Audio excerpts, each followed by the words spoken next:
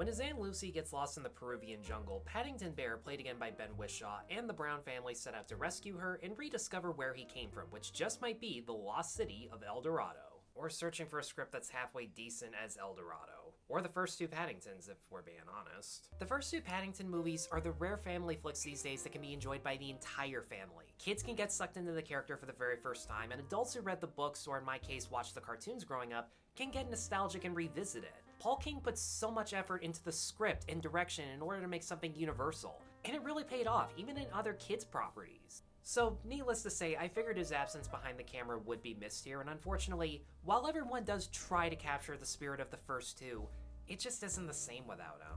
Now granted, there are some things that you can't take out of the bear, like the bear himself. Ben Whishaw still got that sweet, gentle voice that makes everything Paddington does so infectiously charming to watch. Even if a joke falls flat or you see it coming miles away, his performance makes it genuine and keeps it from ever being annoying. And honestly, the arc that Paddington goes on in this journey, where he's on an adventure where certain treasure hunting clues remind him of repressed memories and help him rediscover his roots, but at the same time, he becomes more conflicted on where he comes from as opposed to where he belongs, that had the potential to be a pretty complex arc in a way that I don't think these movies have done yet. The subplots where Mrs. Brown's sad that her daughter's going off to college and moving out, the son is cooped up in his room using Rube Goldberg devices to do all the work for him. The whole theme of families spending less and less time together as they grow older is also a great message for kids. With Mrs. Brown's arc especially, kids can look at this and go, oh, so that's why parents are embarrassing. And hopefully adults can sit there and go, oh, better not do that when it's their time.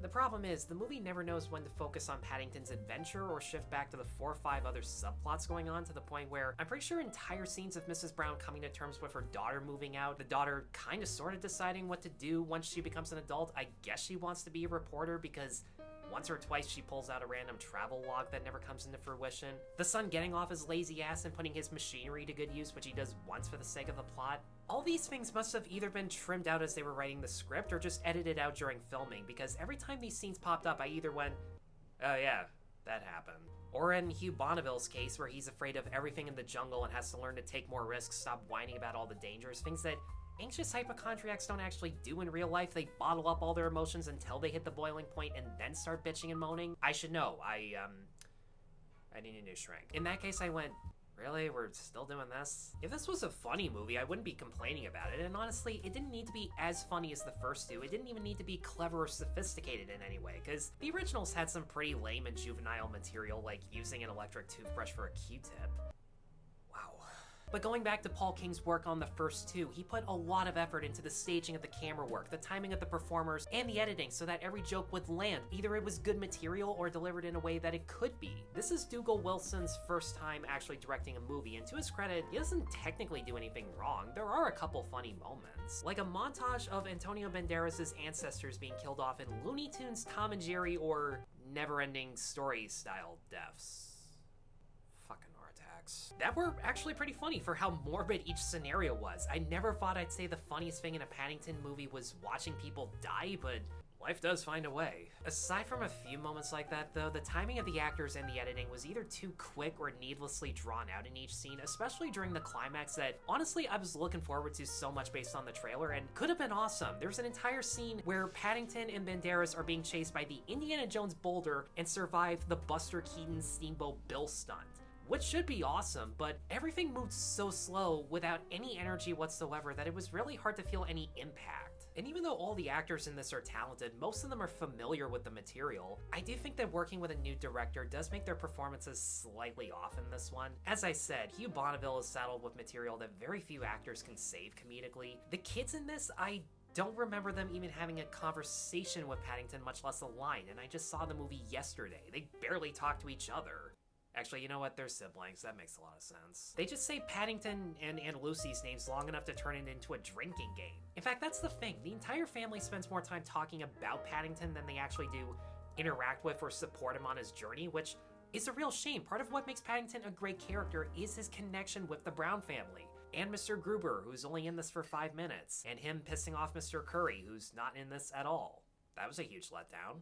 And as for Emily Mortimer, I like her a lot. She's, in theory, a great replacement for Sally Hawkins, but aside from the fact that, again, she doesn't really have that good a chemistry with everybody as a family, which I don't blame her for it, I do think it does come down to the new director saddled with new material, but she doesn't really get that many opportunities to do so because the script, outside of making her the overprotective, clingy mom, she doesn't really do that much. Antonio Banderas as the villain is also someone who could have worked. His main quirk is that he sees other versions of himself who basically act as his shoulder devils, encouraging him to screw Paddington over and find the treasure, but every time he talks to them out loud and people notice, I do like how he realizes he's slowly going insane, but not enough to let go of the treasure hunt that's clearly destroying him mentally. It could have been funny and threatening, but whether it was the direction or Banderas himself, even though he's given goofy performances in kids' movies like this before and pulled it off, his voice and mannerisms in this are just way too cartoonish to take seriously, especially when he's interacting with people who have fought villains like this in the past and should be able to tell that he's plainly evil.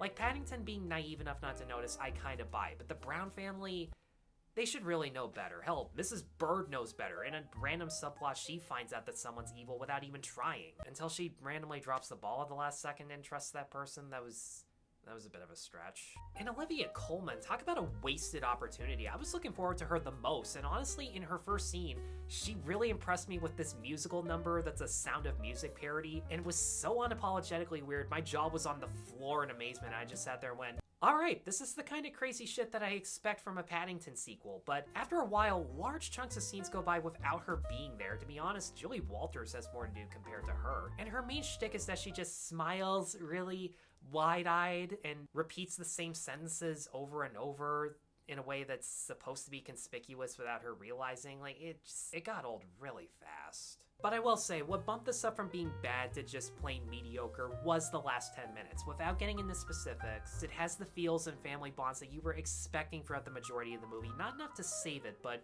the warm conversations everyone has with each other, the conclusions they come to, the villain's comeuppance especially was one of the main highlights of the film. And that reminds me, if you like the second one, stick around for the end credits. So yeah, it does kind of suck that Paul King didn't come back for this one. I don't regret seeing him leave to make Wonka because I still fucking love Wonka, but I do think that if he took this script and cast, he could have made this movie a hell of a lot better. I don't think it would have been as good as the first two, but he could have made it a fitting trilogy. And I don't want to be too harsh on someone making his first movie, but the lack of experience does show with the overall product. If you're still curious, if these cliches don't really bother you all that much, I'd say give it a watch, just maybe wait for it to come on streaming.